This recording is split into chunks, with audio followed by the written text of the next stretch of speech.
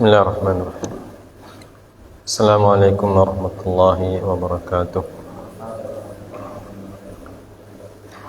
Alhamdulillahilladzi arsala rasulahu bil huda wa dinil haqq liyudhhirahu 'ala ad-dini kullihi walau karihal musyrikun.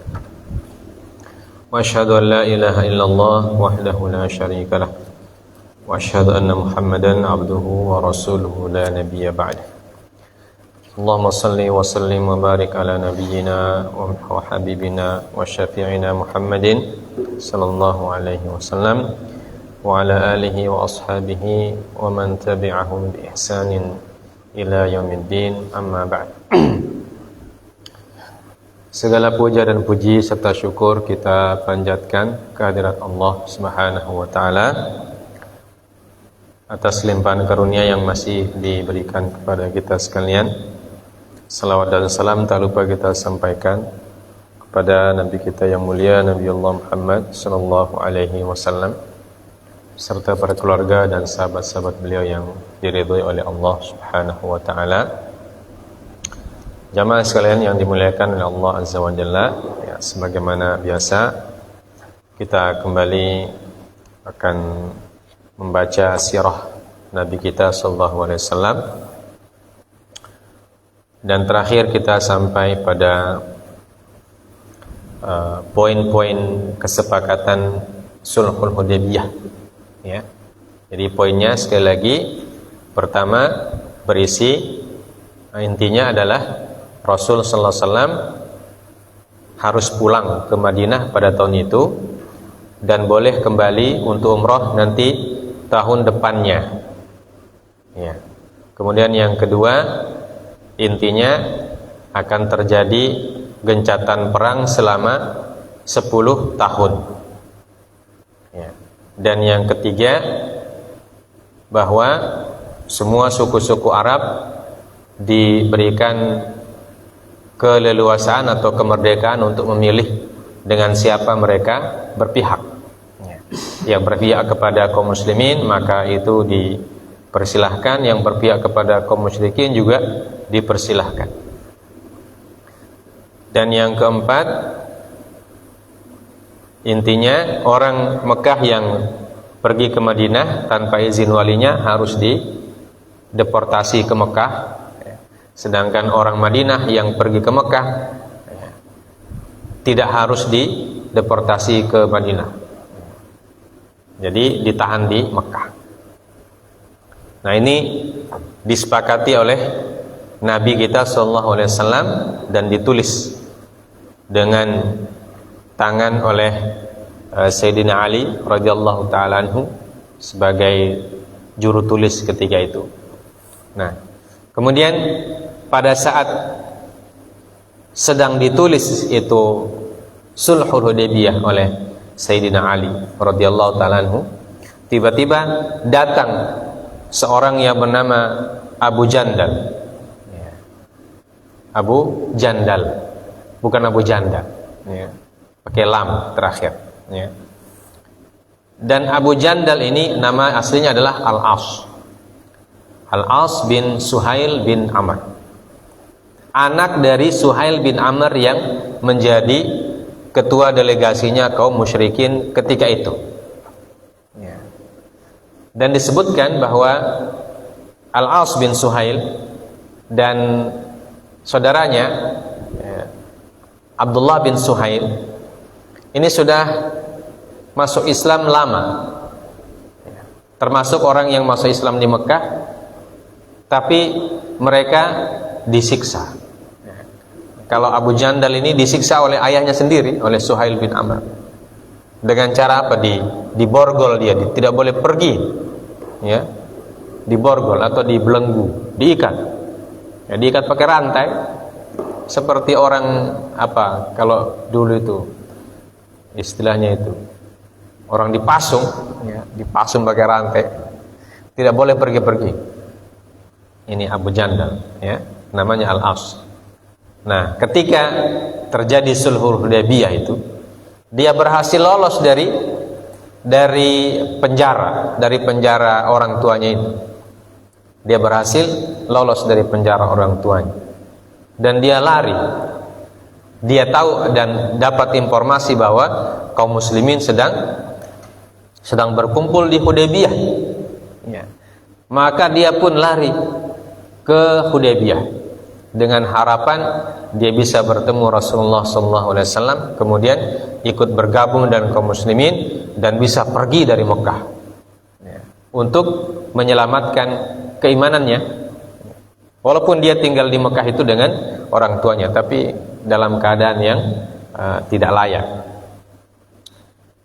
Maka ketika itu di sini disebutkan wa bainamal kitabu yuktabu id jaa Abu Jandal bin Suhail yursifu fi quyudihi qad kharaja min asfali Makkah hatta rama bi nafsihi baina dhuhuril muslimin. Ya.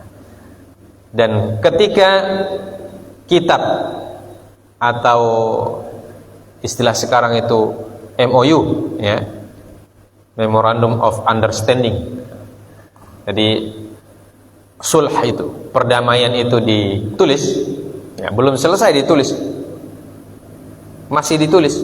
Tiba-tiba datang dia, Abu Jandal bin Suhail, yursifu fi quyudi, datang dalam keadaan dia membawa rantai yang membelenggu dia itu. Jadi dia lari, tapi rantainya masih ada di tangannya. Lari dalam keadaan terborgol. Ya. Bagaimana dia pelari itu? Saking inginnya sudah merdeka, ya.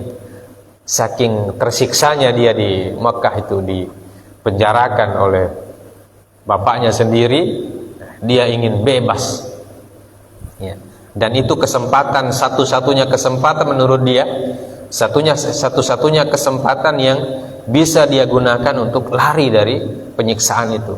Jadi kita bisa bayangkan bagaimana tersiksanya, ya. Disiksa oleh orang tua sendiri, dibelenggu, tidak boleh kemana-mana, diawasi terus, ya. Tapi masya Allah dia tetap menjaga keimanannya, dia tetap mempertahankan keimanannya dengan saudaranya Ubaidullah atau Abdullah bin Suhail. Ya, masya Allah. Qad kharaja min asfali Makkah hatta rama bi nafsihi baina dhuhuril muslimin. Ya. Dia muncul dari lembah Mekah, ya, dan hatta rama bi nafsihi. Nah, ini bahasanya masya Allah. Bahasanya penulis ini menunjukkan bagaimana kegembiraannya sekaligus penderitaannya Abu Jandal, ya, bin Suhail. Rama bin nafsi, sampai dia lemparkan dirinya. Dia menggunakan kata dia melemparkan dirinya, ya. Kemana? Baina dhuhuril muslimin, di depan, di hadapan kaum muslimin. Artinya antara senang, sedih bercampur sudah, ya. Ketika dia lihat kaum muslimin banyak, dia sudah langsung melemparkan dirinya. Artinya dia tidak sabar lagi, ya. Dia tidak sabar lagi berkumpul dengan Rasulullah dan kaum muslimin yang lain, ya. Dan saking gembiranya dia tidak peduli sudah, ya. Begitu orang yang gembira terlepas dari penyiksaan, bertemu dengan teman seiman atau teman sejawat, teman seide, bagaimana gembiranya itu, ya. Sampai-sampai dia punya belenggu itu dia tidak lepas. Yang penting saya sampai dulu di sini, ya. Saya kasih yang penting saya ketemu dulu dengan Rasulullah SAW. Urusan belenggu nanti itu, urusan belenggu nanti, ya, urusan itu borgol nanti mau dibuka, ya. Saking senangnya dia berjumpa dengan kaum muslimin, ya. Dia lemparkan dirinya di tengah-tengah kerumunan kaum muslimin, ya. Tapi dia dilihat oleh ayahnya. Faqala Suhail, ya.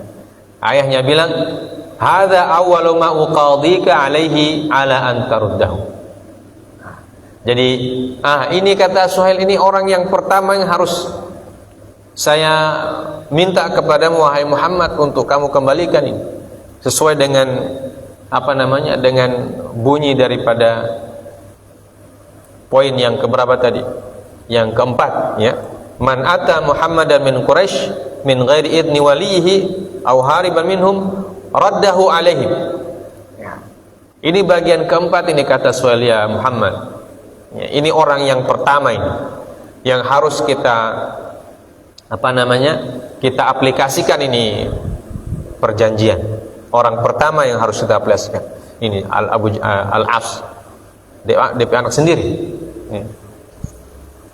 Tapi Rasulullah mengatakan, inna lam naqdil kitab ba'd. Rasulullah alasannya apa? Belum ditandatangani ini perjanjian. Lam naqdi al-kitab. Kita belum selesai, ini masih sedang ditulis ini. Berarti kalau sedang ditulis ini belum ditandatangan, berarti belum sah ini sulh. Berarti Abu Jandal ini belum masuk dalam kesepakatan karena belum ditandatangani. Masih sedang ditulis. Nanti kalau sudah tanda tangan, nah baru berlaku itu dia punya isi daripada sulhul Hudaybiyah itu, kata Rasulullah SAW. Lam naqdi al-kitab ba'd. Kita belum selesaikan ini tuh. Tiba-tiba ini kan datang Abu Jandal itu kan tiba-tiba datang di tengah-tengah di tengah-tengah peristiwa penulisan. Jadi Rasulullah bilang, belum berlaku ini, belum berlaku. Kenapa? Kita belum tanda tangan ini.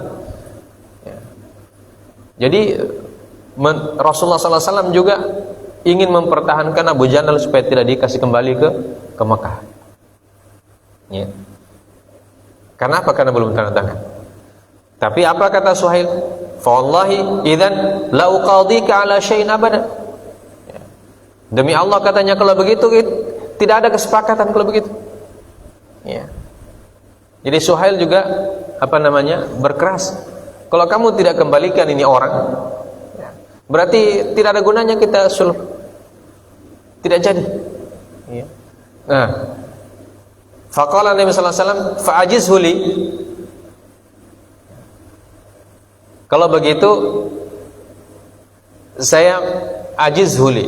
Ajiz itu artinya bolehkan saya bawa ini orang, atau bolehkan ini orang masuk dalam dalam kelompok kami. Ya. Tapi bertahan Suhail, dia mengatakan ma ana bimujizihi laka. Saya tidak membolehkan kamu untuk mengambil ini Abu Jandal. Qala bala faf'al. Qala ma ana bifa'il. Jadi berdebat lagi di situ. Ya. Gara-gara Abu Jandal ini perdebatan tambah lama.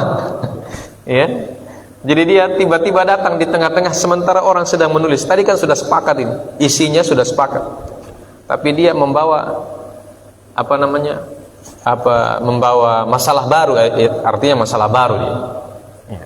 Rasulullah bagaimanapun dia seorang rasul, dia kasihan ini. Ini orang sudah beriman, bagaimana caranya kalau dikembalikan dia ke orang Quraisy sementara sudah kelihatan tersiksa dia kan? Pasti orang akan kasihan lihat bagaimana dia bisa lolos dari sekapan orang tuanya dalam keadaan terbelenggu, dia lari, ya. Kemudian dia lemparkan dirinya ke tengah-tengah kaum muslimin supaya disambut dia atau supaya diterima dia. Rasulullah juga prihatin juga dengan Abu Jandal ini. Dia dilematis. Ya. Akhirnya terpaksa tambah lama lagi dia punya perundingan. Yang tadi semua sudah mutangan tidak jadi. Ya. Berdebat lagi di situ. Abu Jandal Rasulullah bilang tidak, ini Abu Jandal datang ke tempat kita sebelum selesai ini sebelum selesai ini sulh, sebelum selesai ini isi dari perjanjian. Dan dia kan orang beriman. Artinya karena belum selesai perjanjian, berarti belum berlaku sama dia ini. Ya, belum berlaku sama Abu Jandal ini perjanjian.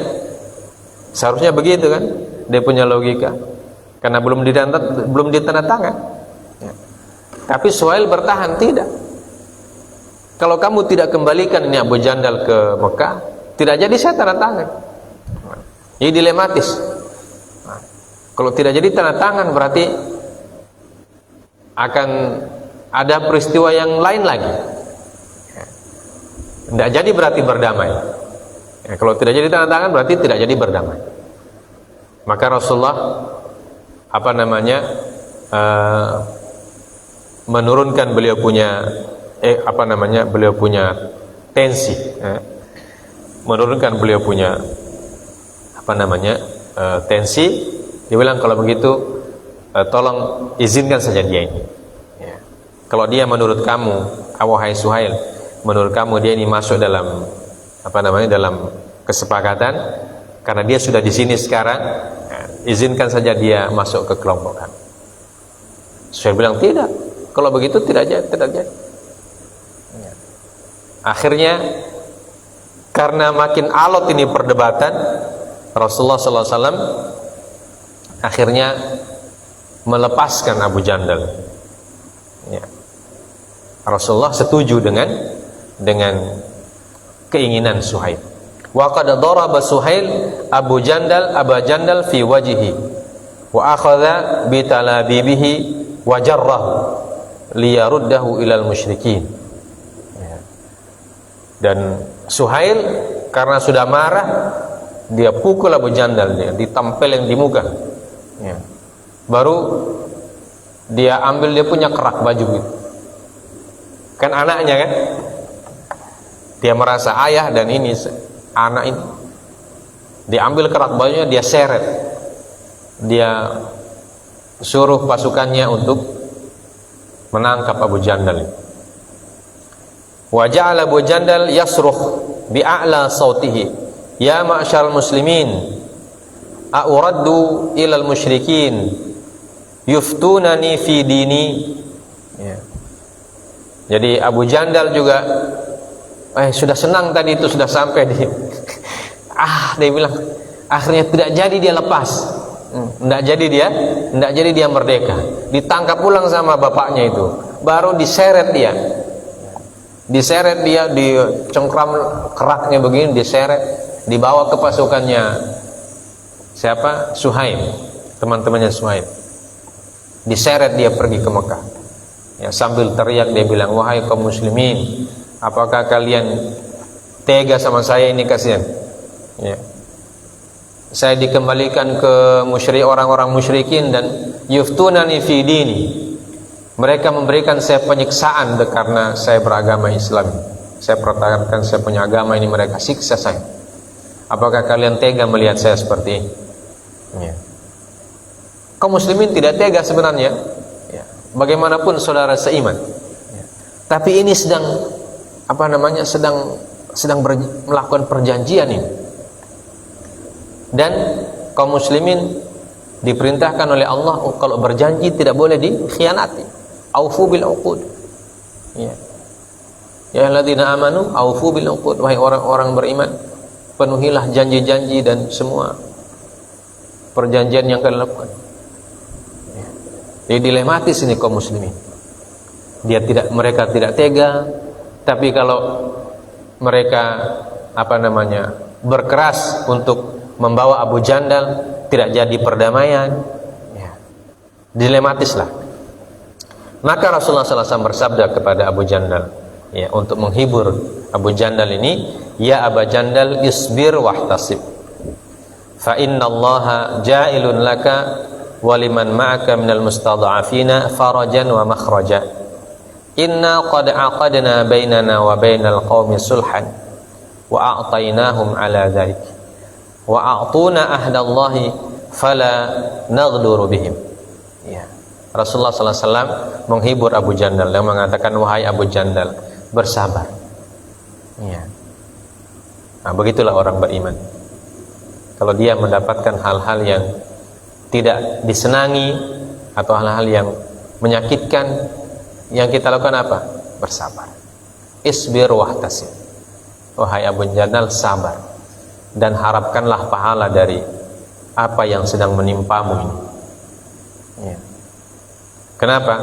Karena Allah Subhanahu wa ta'ala pasti akan memberikan kepada kamu dan orang-orang yang sepertimu dari kalangan orang yang mustadhafin, orang-orang yang mustadhafin dan beriman di Mekah, farajan wa makhraja. Pasti Allah akan memberikan jalan keluar, ya, dan akan memberikan solusi dan kabar gembira. Ya. Tapi sekarang bersabar dulu. Dihibur dia oleh Nabi Sallallahu Alaihi Wasallam. Karena apa? Karena kita sudah mengikat perjanjian dengan orang-orang ini, ya, dengan orang-orang musyrikin, ya. Dan kita sudah setuju dan apa yang sudah disepakati, dan tentu kita tidak akan berkhianat terhadap perjanjian, karena orang beriman diperintahkan oleh Allah untuk patuh kepada perjanjian, amanah, ya. Tidak mengkhianati perjanjian, ya. Maka kata Rasulullah SAW, kamu sekarang sabar dulu, ya. Dan yakinlah Allah akan memberikan kepada kamu nanti pahala, ya, pahala atas kesabaran, dan insya Allah Allah akan memberikan nanti solusi terhadap masalah yang kamu hadapi, ya. Dan karena kita ini sudah saling bersetuju, maka tidak mungkin kita batalkan ini, ya, karena sudah mengikat janji. Nah, inilah jamaah sekalian dimuliakan oleh Allah, suasana genting yang dihadapi oleh Abu Jandal, ya. Dan Rasulullah SAW juga posisinya sangat dilematis antara mengambil Abu Jandal satu orang, kemudian akan mengorbankan yang 1.500 orang di belakang, atau mengorbankan satu orang dan menyelamatkan 1.500 orang di belakang. Jadi dua-duanya berat, ya. Karena Rasulullah SAW sangat sayang kepada orang beriman, ya. Tidak ada orang beriman yang tidak disayangi oleh Nabi, tapi begitu pilihannya tidak ada yang bagus, ya. Pilihannya tidak ada yang bagus, ya. Maka dari sinilah muncul kaidah itu, al-akhdhu bi akhaffid dhararain, ya. Salah satu dalilnya, ya. Kalau kita punya dua pilihan yang sama-sama tidak enak, ya, kita ambil pilihan yang tidak enaknya paling ringan. Paham ya?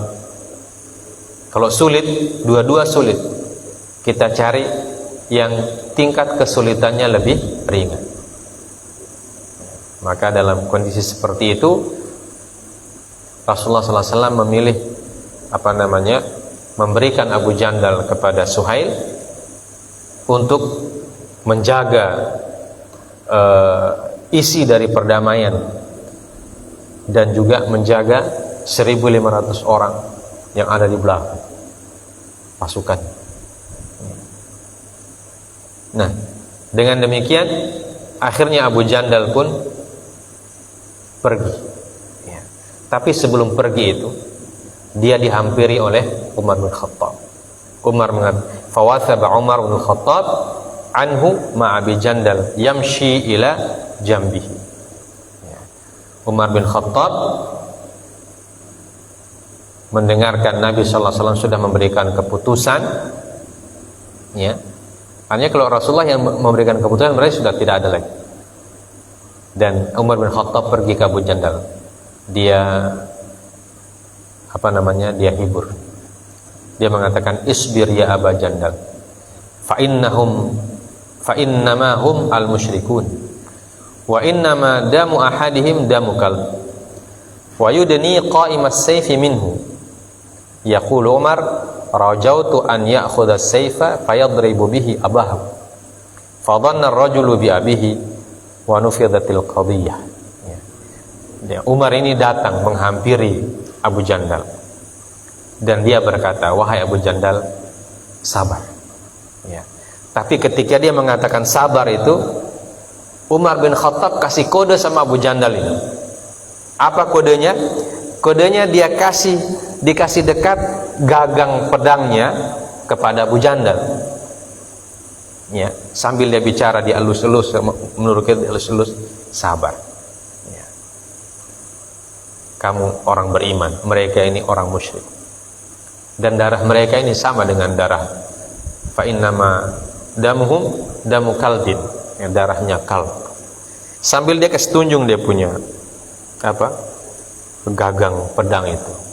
Rajautu, kata Umar bin Khattab, rajautu an ya'khudha as-sayfa, ya, saya berharap Abu Jandal cabut ini pedang ini, baru dia pakai untuk tebas dia punya bapak itu. Tapi ternyata Abu Jandal mungkin tidak paham kodenya Umar bin Khattab. Umar bin Khattab sambil dia bicara kasih dihibur-hibur, dia kasih tunjuk-tunjuk begini, padahal ini pakai. Tapi Abu Jandal dia bilang, Umar bin Khattab bilang, tidak paham dia. Ya. Seharusnya kalau dia paham kan jadi bukan salahnya Umar nanti kan. Ya. Kan dia cabut pedangnya Umar baru dia pakai. Tebas dia punya bapak yang musyrik itu, kata Umar bin Khattab. Fadhanna ar-rajulu bi abihi.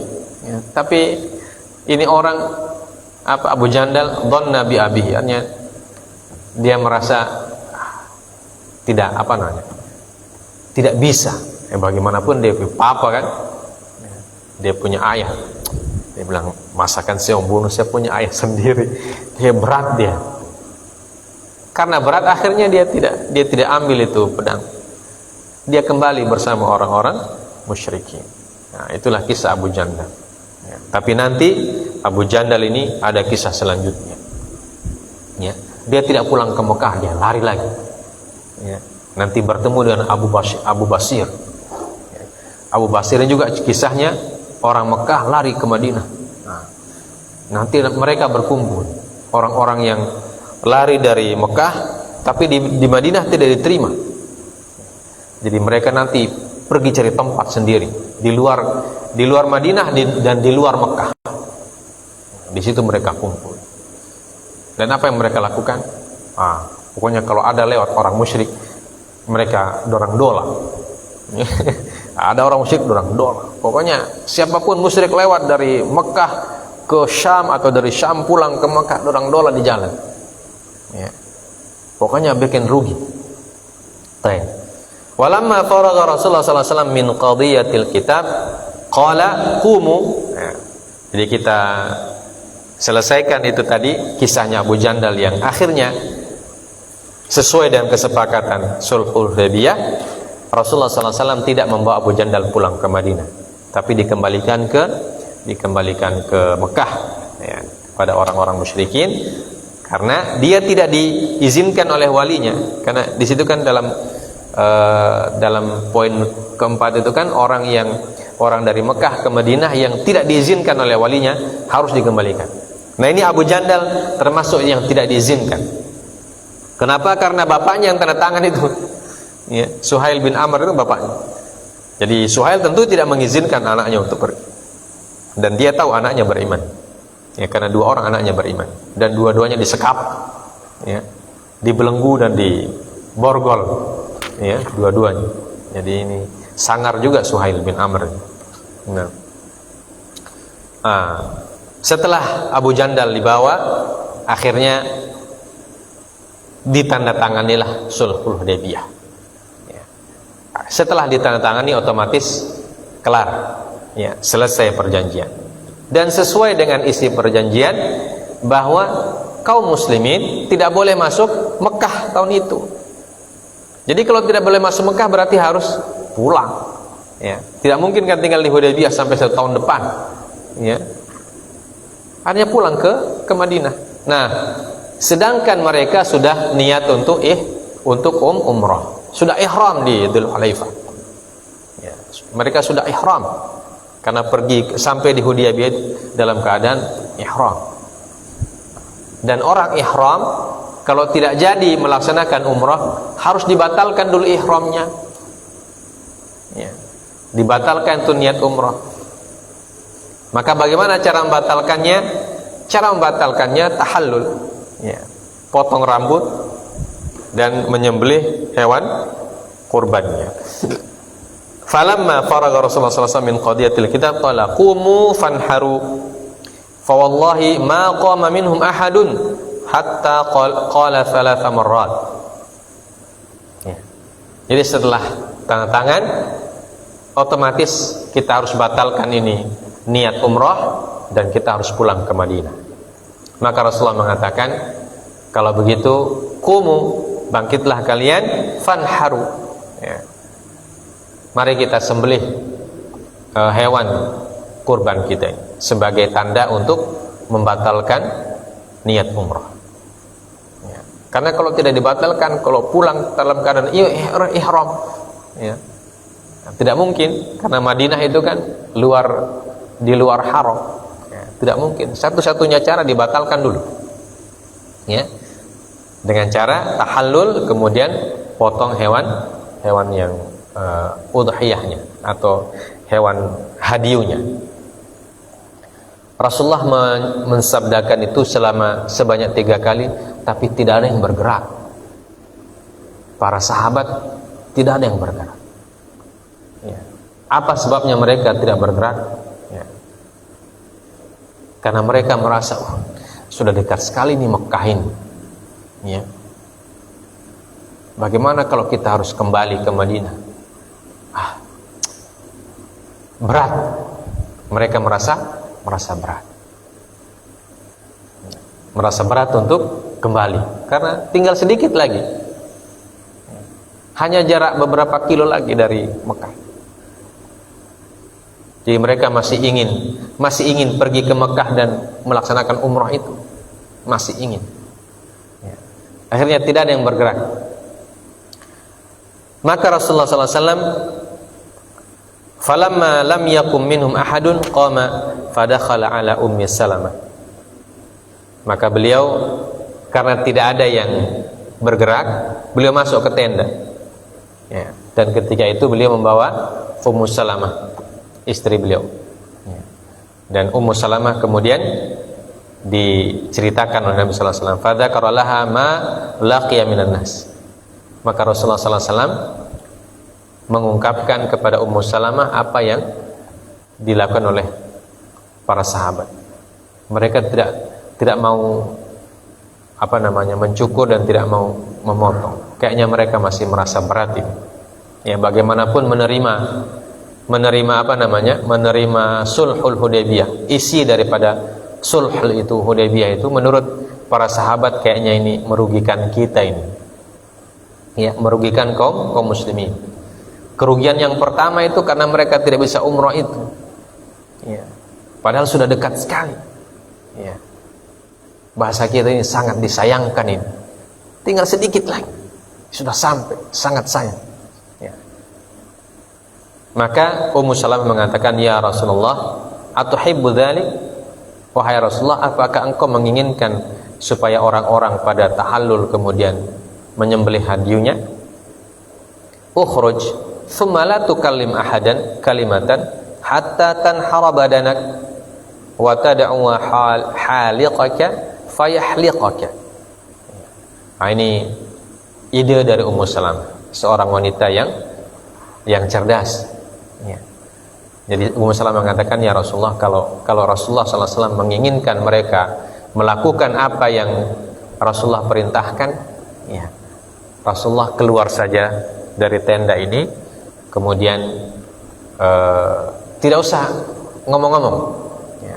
Langsung saja ambil itu badanah, ya, unta, langsung sembelih saja, kemudian panggil tukang cukur, langsung cukur saja, tidak usah bilang-bilang sama orang, tapi kasih lihat mereka, ya. Perlihatkan kepada mereka bahwa Nabi sallallahu alaihi wasallam memotong badanahnya, kemudian mencukur rambutnya, atau halak itu membotaki rambutnya. Maka Rasulullah sallallahu alaihi wasallam mengatakan, ini ide bagus, ya.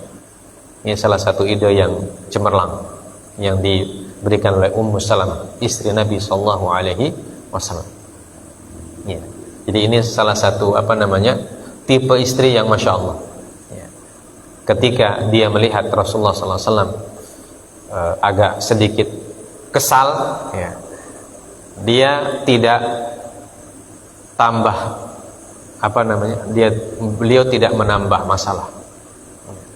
Nah, biasa kalau ada suami yang kesal, kemudian istrinya diceritakan, istrinya langsung bilang, kenapa mereka begitu?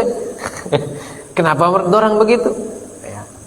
Berarti dorang ini sudah tidak taat sama Rasul.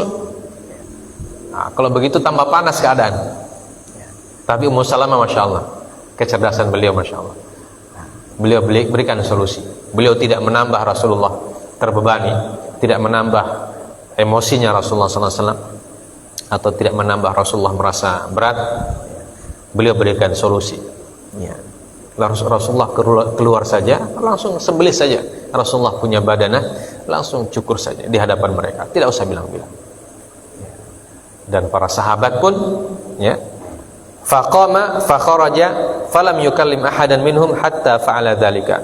Nahara badanahu wa da'a haliqahu fahalaqahu. Ya. Maka Rasulullah kemudian keluar ulang, kemudian beliau ambil dia punya badanah, kemudian beliau sembelih, kemudian beliau panggil tukang cukur, beliau cukur. Ya. Di hadapan para sahabat yang tadi sedang duduk dalam kondisi masih merenungkan isi daripada Sulhul Hudaybiyah itu. Ya. Ada yang keberatan, ada yang tidak terima, ada yang merasa sayang, pokoknya macam-macam lah mereka punya penerimaan, ya, ya, macam-macam. Ya.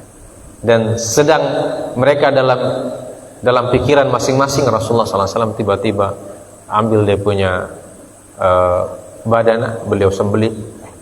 Dan ketika mereka lihat itu baru mereka sadar, ternyata tadi Rasulullah SAW perintahkan kita, tapi kita tidak ikutin. Falamma ra'an nas dzalika qamu fanaharu wa ja'ala ba'dhum yahliqu ba'dhan hatta kada ba'dhum yaqtulu ba'dhan ghumman. Ya.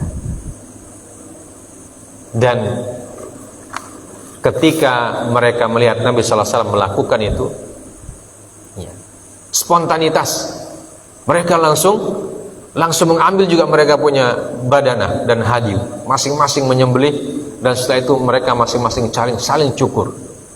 Ya.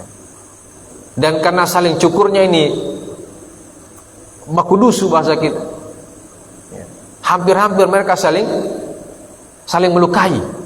Ya. Karena dulu kan bukan pakai sistem cukur begitu. Karena mereka ghumman, apa ghumman aja, mereka sudah takut. Takut apa yang mereka takuti? Takut tadi tidak mengikuti perintah Nabi. Dan mereka sudah khawatir, jangan-jangan kita dapat murka Allah nanti ini. Ya. Kita sudah dengar Nabi berbicara tapi kita tidak ikut, kita tidak taati beliau. Bisa-bisa kita nanti dapat murka Allah. Akhirnya mereka saking takut dan khawatirnya, mereka saling cukur dan hampir-hampir saling melukai. Ya, bahkan dikatakan yaqtulu ba'dhum ba'dha, hampir saling bunuh di situ. Ya. Karena mencukur mungkin pakai pisau cukur gitu kan. Ya. Kan bukan pakai silet yang Hermes begitu. Orang dulu saya mencukur pakai pisau, pakai belati itu. Oh, belati itu kan tajam. Ya. Kalau salah-salah bisa luka di leher. Mereka pokoknya dan itu kan banyak, 1.500 orang kan. Ya. Kalau cuma 10 orang kan masih santai, bisa baku ganti. Tapi kalau 1.500 baku cukur, bagaimana deh? Bagaimana deh suasana itu? 1.500 orang baku cukur. Ya. Dan pakai pisau semua. Saking apa? Ya, mereka sangat khawatir. Wa kanu naharu al-badanata an sab'atin wal baqarata an sab'atin. Ya. Dan dari situlah mulai syariat kalau unta boleh disembelih untuk 7 orang. Wal baqarah an sab'ah. Ya, dan ternyata mereka juga bawa sapi. Ya. Mereka juga bawa sapi. Dan sapi pun disembelih untuk 7 orang. Ya. Seperti kita menyembelih di Idul Adha.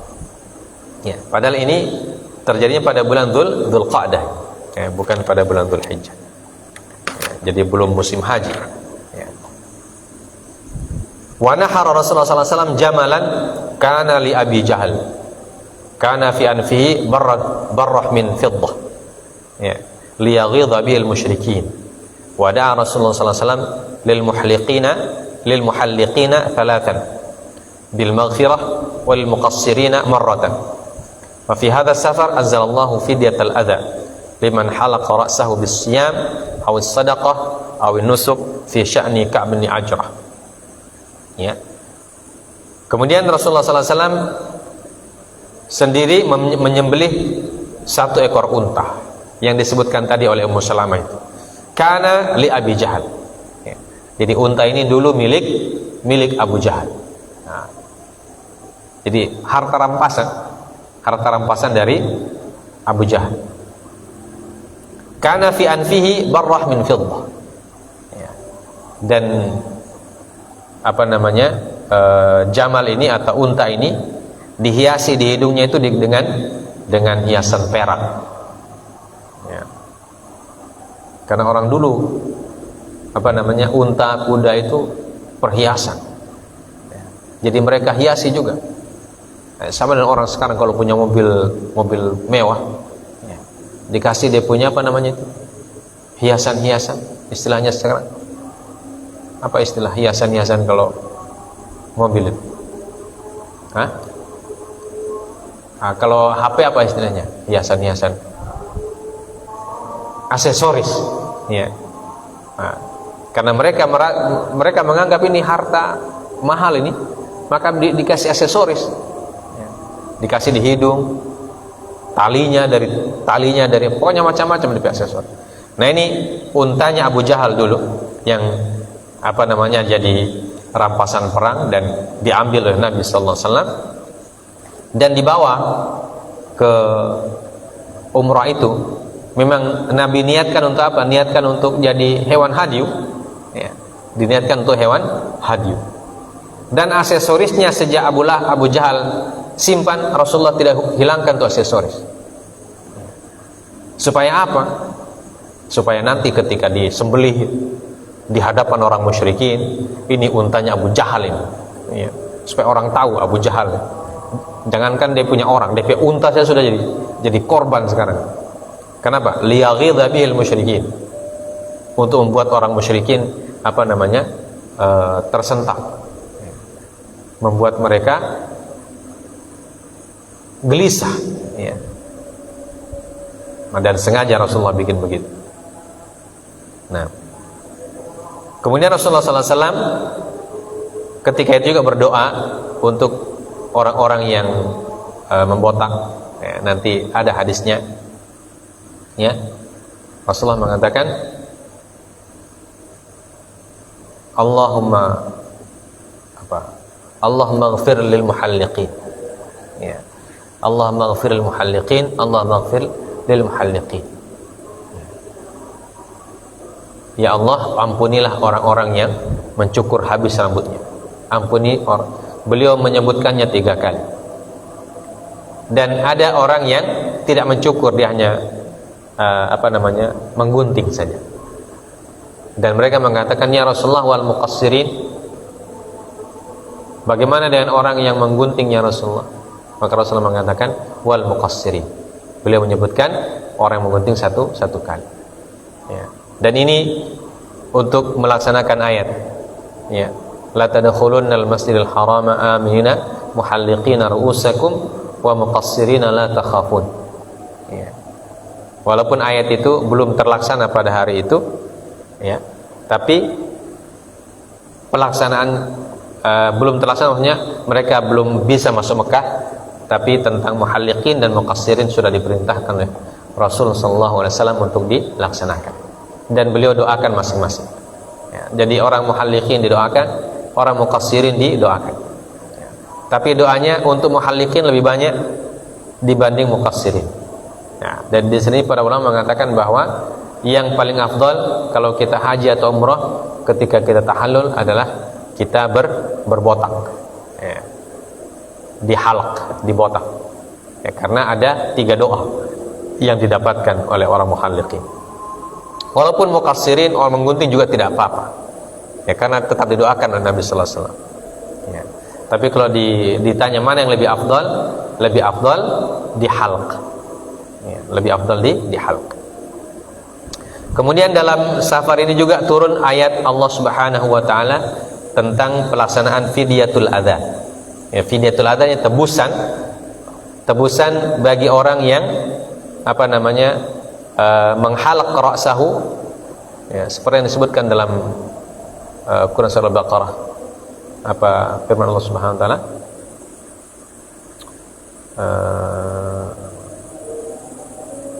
Al-hajju asyhurun ma'lumat faman farada fihinal hajja fala, ayat sebelumnya apa? Ayat sebelum al-hajju asyhurun ma'lumat, aqimul hajja wal umrata lillah fa in uhsirtum famastaysara minal hadi, dan seterusnya.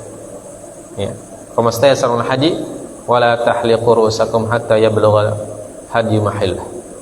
Faman kana minkum maridan aw bihi adam min ra'sihi fa fidyatun min siyamin aw sadaqatin aw nusuk.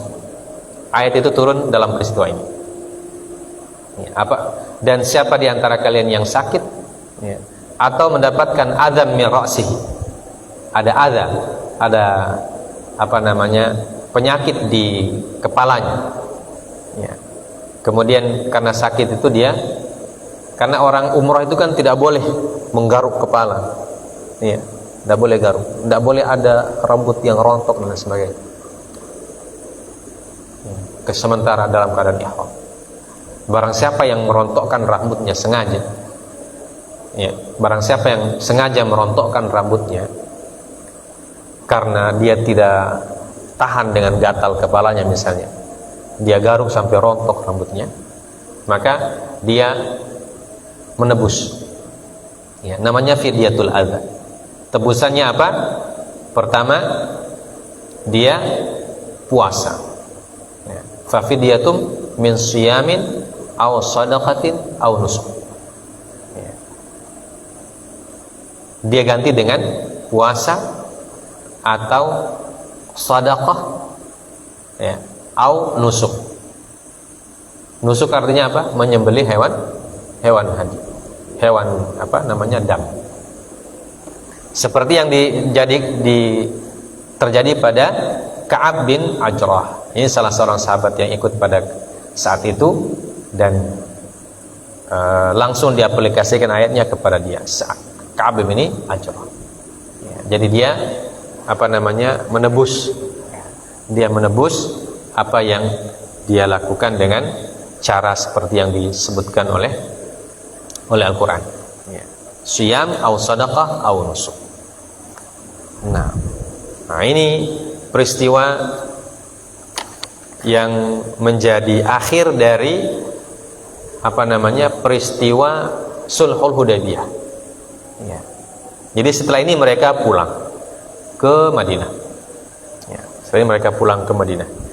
Nah, sampai di Madinah nanti terjadi beberapa peristiwa lagi, ya, yang masih ada kaitannya dengan Sulhul Hudaybiyah, ya, ada kaitannya dengan Sulhul Hudaybiyah, termasuk kaitan dengan perjanjian, isi-isi perjanjian itu bagaimana pengaplikasiannya,